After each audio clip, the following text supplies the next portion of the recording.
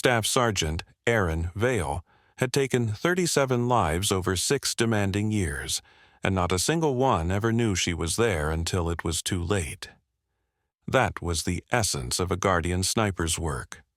Living unseen, striking from distances measured in kilometers, and removing dangers before they could touch the teams under her watch. The soldiers she protected never learned her name, never glimpsed her face, never realized their success depended on someone lying still for hours in freezing mud or blistering desert heat, making shots most people would call impossible. Erin preferred it that way. Solitude fit her nature. Silence and anonymity were the price she willingly paid for being the best. But on this frigid morning along the Kamchatka frontier, everything she knew about Guardian operations was about to shift. For 4 relentless days, she had shadowed a SEAL fire team through snow-choked ridges, holding between 800 meters and 2 kilometers from their formation, providing unseen overwatch as they gathered intel on a suspected weapons smuggling route near the Russian-Mongolian border. The temperature clung to minus 25 degrees Celsius, cold enough to kill the unprepared. But Erin had been raised in Alaska and had spent 6 years mastering survival in the world's cruelest climates. To her, cold was just another factor to calculate, like wind or range. Peering through her spotting scope, she observed the SEALs pause in a shallow valley to check their map and update comms. 4 professionals moved with crisp, disciplined coordination. Lieutenant Cole Ryder. At the lead, Senior Chief Mason Voss. Securing their perimeter, and Petty Officers Eli Santos and Noah Reed, guarding the flanks. Solid operators who knew their craft, until Erin noticed movement where none should be. A flicker along the ridgeline east of their position, about 1,500 meters out. She refocused the scope and a chill spread through her chest that had nothing to do with the weather. Armed men, at least 20, advancing with a precision that screamed professional military rather than local militia. They were setting up on the high ground, overlapping arcs of fire covering the valley floor where the SEALs had stopped. This wasn't coincidence. It was a well-planned ambush, and the team was seconds from stepping into the kill box. Erin keyed her encrypted radio, the channel linking her to both the SEAL element and the Tactical Operations Center. SEAL 1, Overwatch. You've got hostiles moving to set up ambush positions along the eastern ridgeline, bearing 085 from your current location. I count around 20 personnel armed with heavy weapons. Recommend you relocate immediately. Lieutenant Cole Ryder's voice snapped back through the comms, steady but sharp. Overwatch, can you confirm hostile intent? We're sitting in a gray zone for engagement rules. Through her scope, Erin Vale watched the enemy move with deliberate precision. Machine guns mounting, an RPG team claiming firing points, marksmen taking high ground vantage spots. There was no doubt what they intended. SEAL 1, they're building an L-shaped ambush with your position in the kill zone. Heavy machine guns, multiple RPG teams, and at least 3 designated shooters. This is organized, not random. You need to move now. Before Ryder could respond, a rifle cracked across the valley. Erin saw Eli Santos spin and drop, his leg folding beneath him. It wasn't a fatal hit, but it was enough to immobilize him and pin the team down. The ambush had begun. Then chaos detonated. Machine guns tore through the valley from every angle, RPGs shrieked through the frozen air, and explosions ripped apart the rocky ground. The SEALs scrambled for whatever scraps of cover they could find, though the terrain offered almost none. Erin sized up the fight in seconds. The enemy sat 1,500 meters from the SEALs, while she was 800 meters from their line, roughly 2,000 from the ambushers. A brutal distance, even in perfect weather, and these conditions were far from that. Wind gusts twisted erratically. The cold warped her ballistics. The uphill angle made her calculations nastier. But math was math, and Erin had spent 6 years learning to solve deadly equations. She shifted from her spotting scope to her Mk-13 Mod 7 sniper rifle, the .300 Winchester Magnum that had been her companion through 73 missions. The weapon rose fluidly, guided by pure muscle memory from thousands of repetitions. She locked on her first target, a machine gunner whose fire was pinning down the SEALs. The wind kicked again. Erin compensated by instinct and experience. She reached her natural pause between breaths and eased the trigger, steady, deliberate, inevitable. The Mk-13 thundered, and through her scope she saw the machine gunner jerk backward, vanishing from his nest. First target neutralized. She cycled the bolt and found her next mark, an RPG gunner aiming at what he thought was a doomed American position. He never fired. Her second round struck center mass, sending both him and his weapon tumbling down the slope. SEAL 1, Overwatch engaging hostile positions at extreme range, she reported calmly. Primary machine gun and 1 RPG team neutralized, but multiple firing points remain active. Can you move? Ryder's reply came strained through static.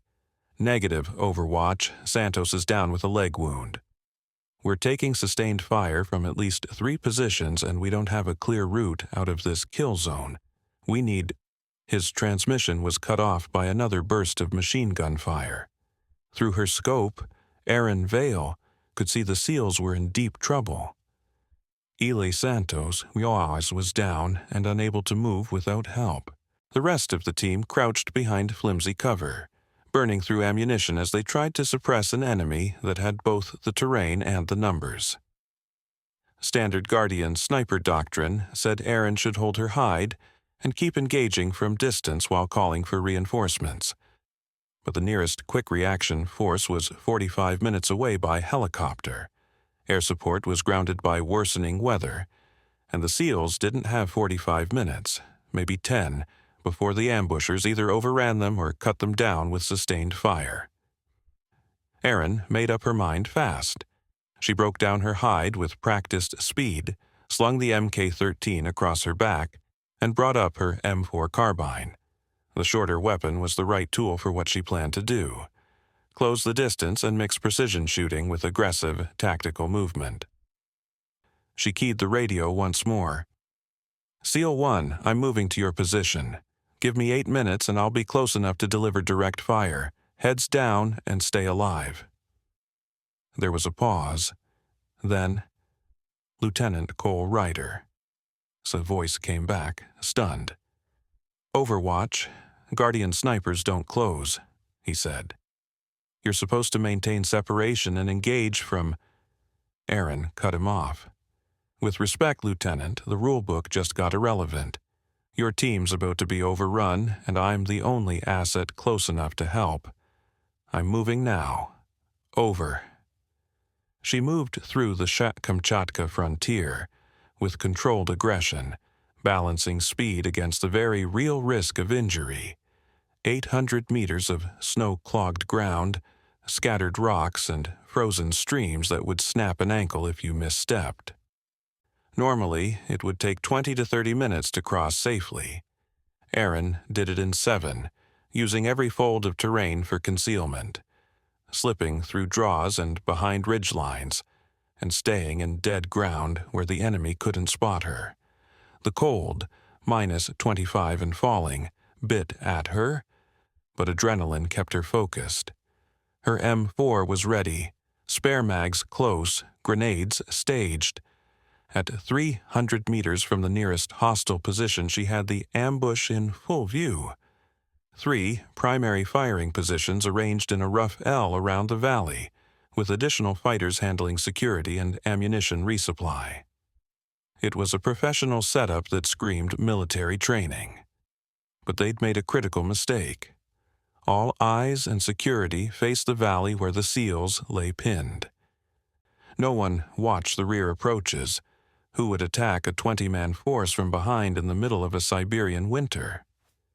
Erin Vale was about to show them why that assumption was deadly.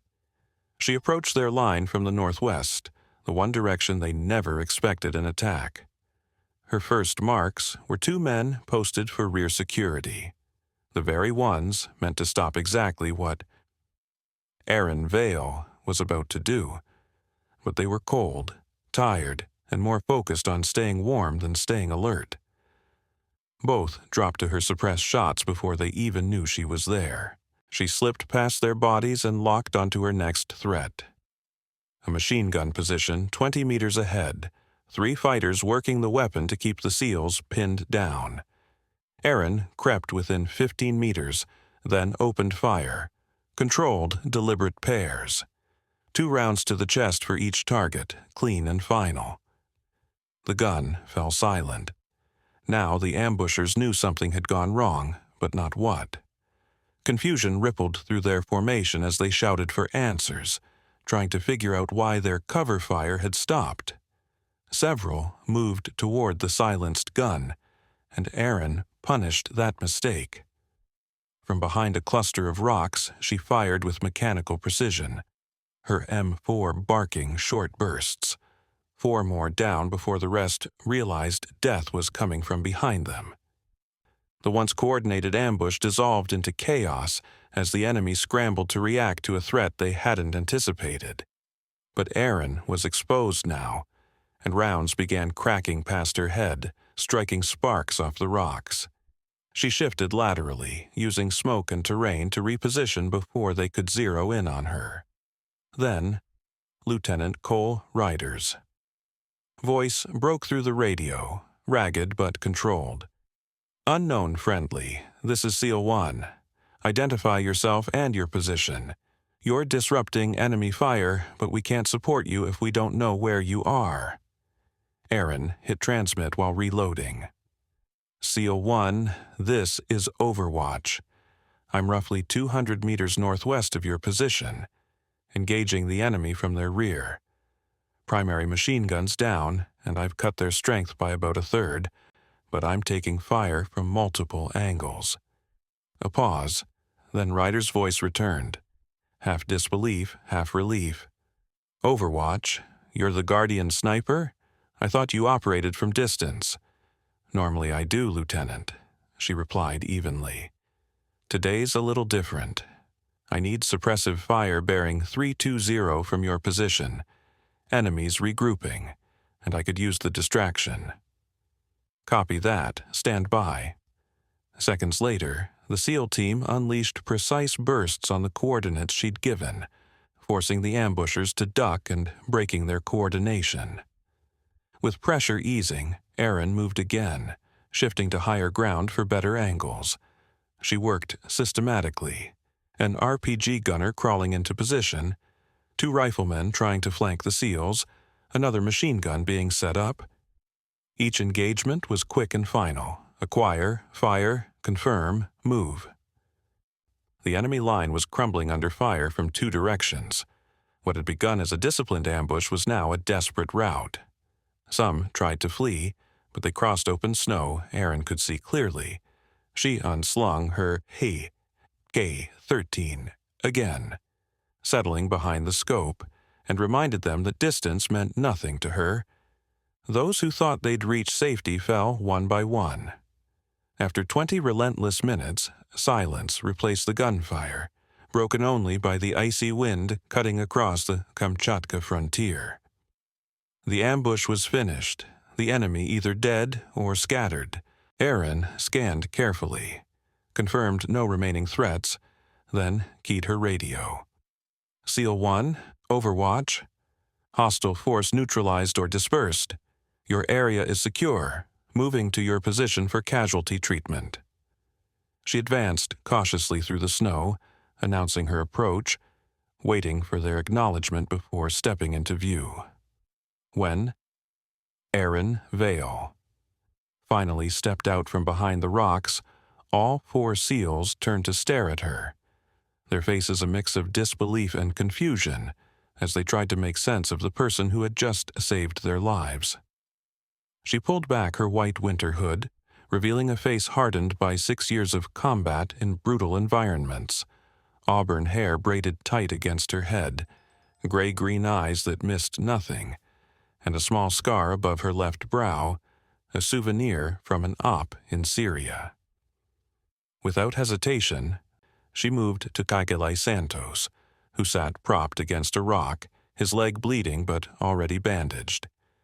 "Let me see that wound," she said, kneeling beside him and pulling out her trauma kit. Her hands moved with practiced precision, checking the field dressing, confirming the bullet had passed through muscle and missed bone and arteries, injecting a painkiller, then wrapping it tighter. Santos winced, but couldn't take his eyes off her. "Ma'am, who exactly are you?" "Staff Sergeant Aaron Vale, Guardian Sniper Program," she replied calmly. "I've been your overwatch for the last 4 days." Lieutenant Cole Ryder, still scanning the horizon while Chief Mason Voss, Co. covered their perimeter, turned toward her. 4 days, we've been operating solo. Nobody said a word about Guardian support." Aaron gave a faint nod. "That's how we work, Lieutenant. You're not supposed to know we're there. We shadow your teams from range, take out threats before they form, and keep you focused on the mission, not what's hiding beyond your perimeter." She finished the dressing and stood. "Normally, you'd never even know we existed. This time was different." Voss. The veteran, with 20 years in the teams, spoke up. "Ma'am, I've worked with Overwatch snipers from every branch. What you just did wasn't Overwatch. It was close-quarters combat against a larger force. How many did you take out yourself?" 16, confirmed," Aaron said matter-of-factly. "Maybe 3 more unverified. The situation demanded a deviation from standard Guardian procedure." Noah Reed, the youngest of the group, raised an eyebrow. "You were tracking us for 4 days, and we never saw you?" "That's the job," she said simply. "Guardian snipers operate alone, stay invisible, and neutralize threats before you even realize they're there. You've probably had Guardian cover before and didn't know it." Before anyone could reply, the wind shifted violently. What had been a steady chill turned into roaring gusts strong enough to shove a man sideways. The air temperature dropped fast, and the sky dimmed with the telltale green-gray hue every seasoned operator knew. An Arctic storm incoming. Aaron looked up, feeling the pattern change like a sixth sense. "We need shelter. Now. Major system moving in within 30 minutes. Staying here means dying." Ryder didn't hesitate. Anyone capable of what she'd done had earned his trust. "Recommendations?" "Cave system about 2 clicks north," she said. "Spotted it 2 days ago on recon. It's sheltered, hidden, and defensible if we have to hold." "Santos can move?" Ryder asked. "He'll hurt, but he'll walk," Aaron confirmed. "Pain's managed, bleeding's under control. We'll rotate his gear to lighten his load." They started moving immediately. Aaron taking point. She knew the terrain best. Voss helped. Santos, who limped but refused to slow, while Ryder and Iraida provided rear and flank security, scanning constantly for any surviving hostiles. The storm hit before they reached the caves, turning the valley into a white inferno within minutes. Visibility collapsed to 20 meters. The temperature plunged to -30, and the wind screamed over the ridges so hard it felt like it could rip the breath straight out of their lungs. Aaron kept them moving, navigating by GPS and by hard-earned memory of the terrain through conditions that would have left most people hopelessly lost.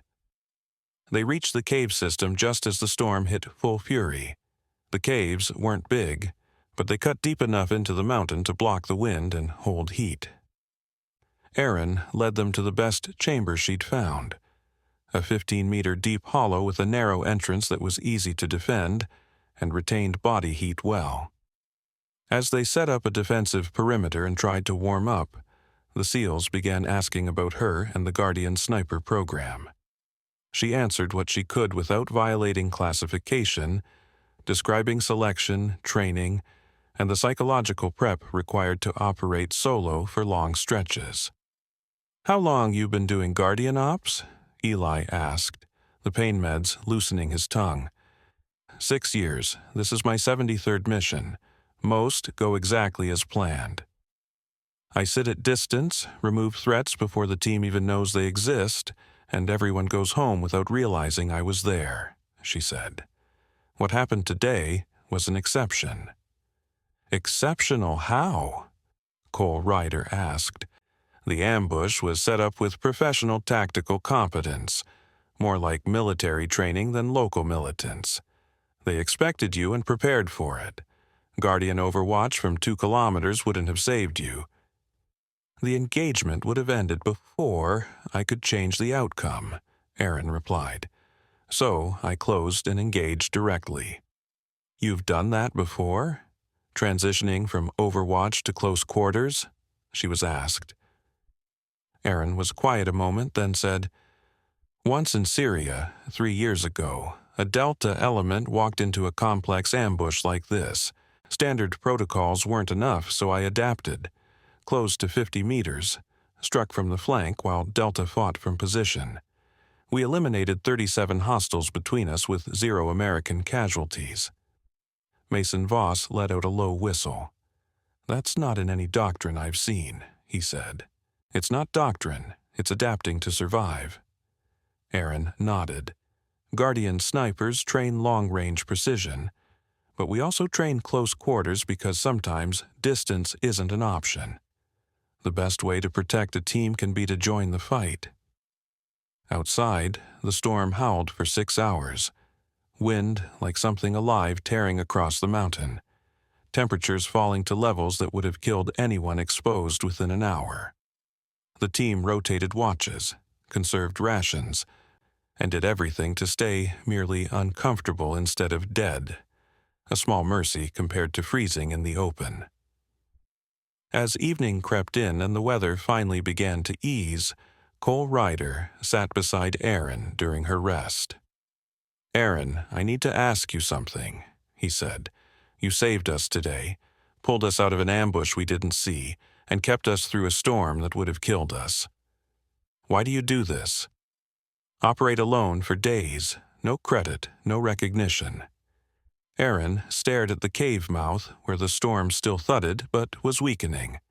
My father was a Marine officer deployed to Iraq in 2004 with a rifle company during some of the heaviest fighting. He was good, tactical, smart, took care of his Marines. One day, his patrol walked into an ambush, and the sniper no one saw killed him and 3 of his Marines before they could react. The memory was sharp. I was 16 when it happened. I spent the next couple years angry at the war, at the insurgents, at everything that took him away. When I joined the Army and earned my way into sniper school, I realized I wanted to be the person who makes sure that doesn't happen to other families, the invisible guardian who removes threats before they can kill people trying to do their jobs. Ryder offered. Your father would be proud. Aaron shrugged. Maybe. Or maybe he'd think I'm crazy for spending 6 years lying in frozen mud making impossible shots. But it's not about him. It's about making sure other 16-year-olds don't lose their parents to enemies they never saw coming. The storm broke around 2100 hours, leaving fresh snow but finally passable ground. The team prepared to move to their extraction point. Now, 23 kilometers away across terrain that would be difficult even without a wounded man. Aaron moved with them, slipping back into Overwatch while staying within comms and sight rather than kilometers away. She rotated between point and rear security, reading the ground for routes and spotting threats before the team ran into them. They pushed through the night, covering ground steadily despite the brutal conditions. Aaron spotted 2 separate enemy patrols during the night movement, both combing the area for the American element that had upset their ambush. She vectored the SEALs clear of one patrol entirely, but the second couldn't be avoided. So from 600 meters out, she took out the 3-man observation post with 3 surgical shots the main element never even heard.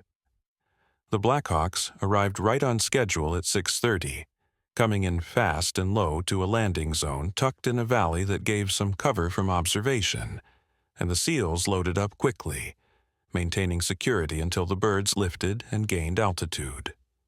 Erin was the last aboard, taking her usual spot by the door so she could keep eyes on the ground until they were well clear of hostile territory. As the helicopters climbed out of the Kamchatka frontier, relief washed over her mixed with the low-grade melancholy that always came after long solo missions. Lieutenant Cole Ryder slid over to sit beside her once they were safely airborne. "Erin, I need to tell you something. I'm going to file an after-action report on this op, and I'm putting a full account of what you did in it. This deserves recognition." She shook her head before he finished. "Lieutenant, if you write the report with details about Guardian sniper operations and my actions, you'll compromise me and the whole program. Our effectiveness depends on operational security. Document Guardian snipers closing to contact, and every hostile force will start looking for us." "So, what do I put?" he asked. "Put that your element ran into a prepared ambush of roughly 20 personnel with heavy weapons, that you defended your position, neutralized the hostile force through superior tactics and firepower, displaced into shelter during worsening weather, and were extracted on schedule with 1 minor casualty." It was true, she said, but not the complete truth. Enough to satisfy reporting requirements while protecting classified programs. Her tone softened. "Lieutenant, 16 hostile fighters won't be a threat again, and 4 SEALs are going home to their families. That's the only recognition that matters to me." The formal debrief came 3 days later at a secure facility in Norway Command Center, where Erin sat across the table from Colonel Dana Shaw, who commanded the Special Operations Task Force that oversaw Guardian sniper operations, and Ethan Cross, the civilian representative of the organization that ran the Guardian program. Colonel Shaw opened, "We've reviewed classified reports from multiple sources, including the task force documentation and Lieutenant Ryder's after-action submission, which notably omits any mention of Guardian involvement, despite his team knowing exactly what happened." Cross leaned forward, unreadable. "Erin, let's talk about Siberia.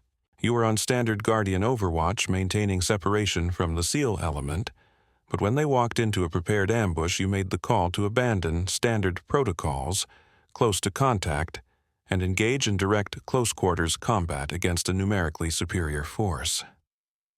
The tactical situation required adaptation," Erin said quietly. "Long-range overwatch while maintaining separation wouldn't have stopped their setup. If I'd stayed at 2 kilometers, the engagement would have been over before I could effect it. I assessed it and decided closing to their flank was the only viable option to prevent American casualties." Colonel Shaw nodded. "You made the right decision. That's not in question.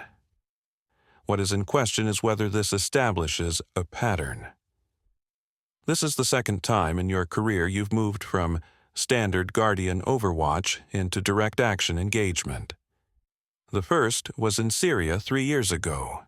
Very similar circumstances." "Yes, ma'am," Erin answered.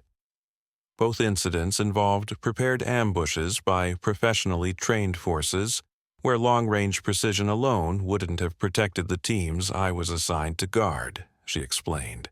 "So you've set a precedent. When conditions require it, you'll abandon Guardian protocols and close to contact." Ethan Cross's tone remained neutral, neither praise nor condemnation. "I've established that I'll adapt tactics to the situation and to the capabilities I bring to the fight," Erin said. My primary mission is protecting American forces. The methods I use depend on the circumstances." Colonel Dana Shaw and Cross exchanged looks, the kind that suggested they'd already talked this through. Shaw spoke first. "We're not disciplining you. Your actions saved 4 American lives and eliminated a significant hostile force. Exactly what the Guardian Sniper program exists to do. That said, we have to deal with the implications of your tactical choices." Cross explained they were creating a new role within the program: Advanced Guardian Operators. Snipers trained and authorized to transition between long-range overwatch and direct action when mission demands it. "You'll be the first formally assigned to that role, and you'll help build the training and protocols for future operators," he said. "We're also promoting you to Sergeant First Class effective immediately," Shaw added, "and assigning you to the Guardian Sniper Training Program as lead instructor for advanced operations. You'll spend the next 6 months training the next generation in traditional long-range methods and the tactical flexibility to adapt when needed." Erin nodded. She accepted the promotion and the assignment, even though she privately preferred being in the field rather than the classroom. Her 6 years and 73 missions were knowledge that needed passing on. Over the coming months, Erin trained a dozen new advanced Guardian snipers, teaching precision marksmanship, long-range engagement, close-quarters tactics, tactical movement, and, most critically, the mental flexibility to know when to deviate from standard protocol. The program evolved with lessons from her experience and input from other operators who'd faced similar scenarios. New transition protocols were written, equipment loadouts adjusted to support both modes, and training expanded so operators could perform across the full spectrum of Guardian operations. 3 years after the Kamchatka operation, Commander Cole Ryder, now promoted and leading a larger SEAL element, was operating in northern Canada when his team encountered unexpected resistance. As they maneuvered under fire and found themselves temporarily pinned, Ryder's radio crackled with the familiar transmission: "SEAL Actual Overwatch. I have eyes on your position and the hostile force engaging you. 22 personnel with crew-served weapons attempting an L-shaped ambush. Recommend immediate displacement to bearing 270. I'll provide covering fire for your movement," came the voice. Ryder keyed his radio back, unable to hide a small smile, despite the situation. "Copy that, Overwatch. Moving on your mark, and whoever you are, thanks for being there." That was the job, he said. Move. He never learned whether it was Erin or one of the dozen operators she'd trained watching that day. The voice stayed deliberately neutral. The call sign generic, preserving the operational security that makes Guardian operations effective. As his team maneuvered under precise covering fire that wiped out threats they couldn't even see, Commander Cole Ryder knew without doubt that somewhere out there a Guardian was watching. Staff Sergeant Erin Vale went on to serve another 7 years, building a record of 198 confirmed kills across 86 Guardian missions. She trained 37 advanced Guardian operators who would go on to shield special operations teams across 6 combat zones. She never sought attention, never gave interviews, and never appeared in photos. Her work stayed classified at levels that meant most people would never even know Guardian snipers existed. But in certain secure briefing rooms, senior officers knew. They knew about the operators who could shift seamlessly between long-range overwatch and close-quarters combat, depending on what the mission demanded. They knew about that day on the Kamchatka frontier, when a Guardian sniper named Erin Vale broke protocol, charged into an ambush, and saved 4 American lives through impossible marksmanship and raw determination. They knew, and they were grateful, even if they could never say it publicly. Years later, while instructing a new class of Guardian candidates, Erin was asked what kept her going through the solitude, the danger, and the psychological strain of operating completely alone while carrying the weight of others' lives. Her answer never changed. My father died because a sniper he never saw killed him from a position he couldn't find. I've spent my entire career making sure that doesn't happen to anyone else's family. Whether I'm firing from 2 kilometers out or fighting face-to-face doesn't matter. What matters is that American warriors make it home alive. That had always been her mission, and it was the only one that ever truly mattered. The Guardian sniper program continued to grow, combining traditional long-range overwatch with advanced Guardian protocols that gave operators the flexibility to adapt when needed. Training evolved, equipment improved, selection became sharper. But one thing never changed: the mission. American warriors operating in hostile territory deserved unseen protection, and Guardians provided it, whether from impossible distances or within the fight itself. The wolf doesn't announce itself to the flock. It simply does what wolves do when the sheep are in danger. Sometimes it watches from the ridgeline. Sometimes it walks through blizzards with a rifle in hand. And sometimes it stands beside the flock, doing whatever it takes to make sure they get home safe. Because in the end, it isn't about recognition or medals or headlines. It's about the quiet knowledge that somewhere, someone came home alive because a Guardian was watching from the shadows.